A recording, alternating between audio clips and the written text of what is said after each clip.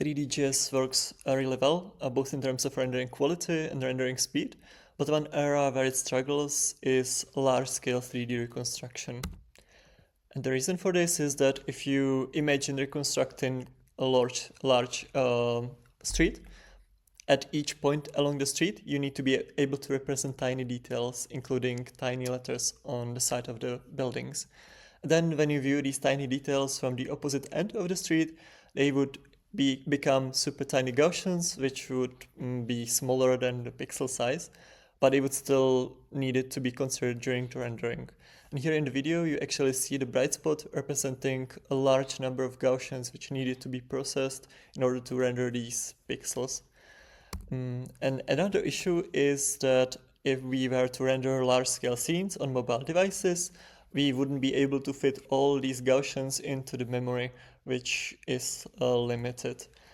So in order to resolve this, we propose an LOD method, and we start from 3D.js reconstruction, and we set depth thresholds, and at each depth thresholds, we would transition from the LOD level to a next LOD level.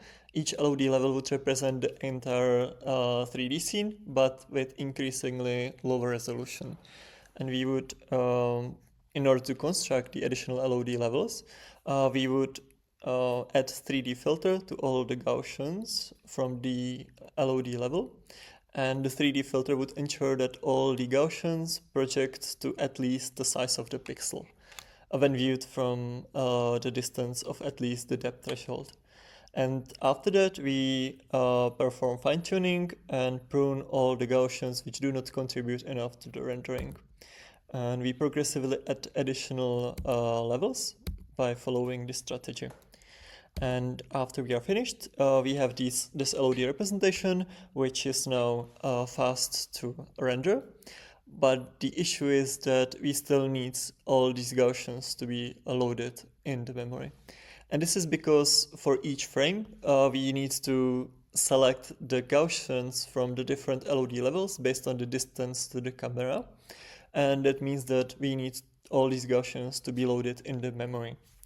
So in order to fix this, we take the training cameras and perform clustering.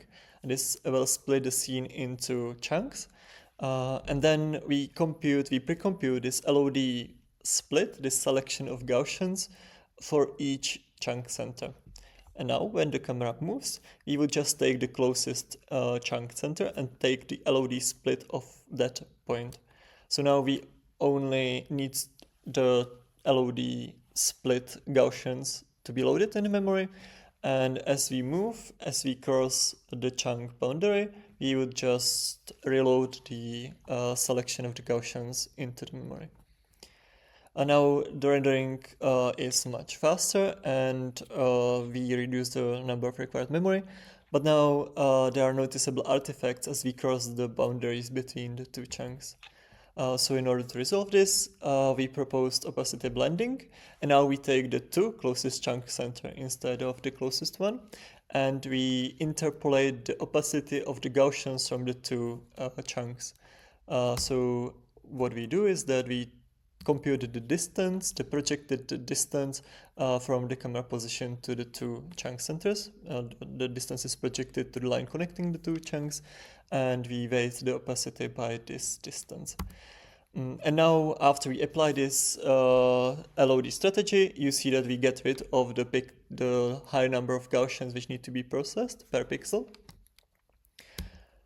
And in terms of quality, we can match the state of the art in terms of quality, but our method is much faster to render.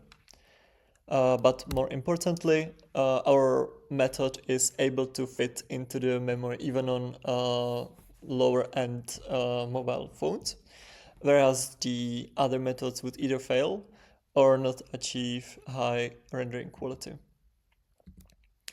Here we see the comparison with state-of-the-art method ZipNerve, and while ZipNerve achieves high quality, our method is able to match the quality while being orders of magnitude faster. So thank you very much.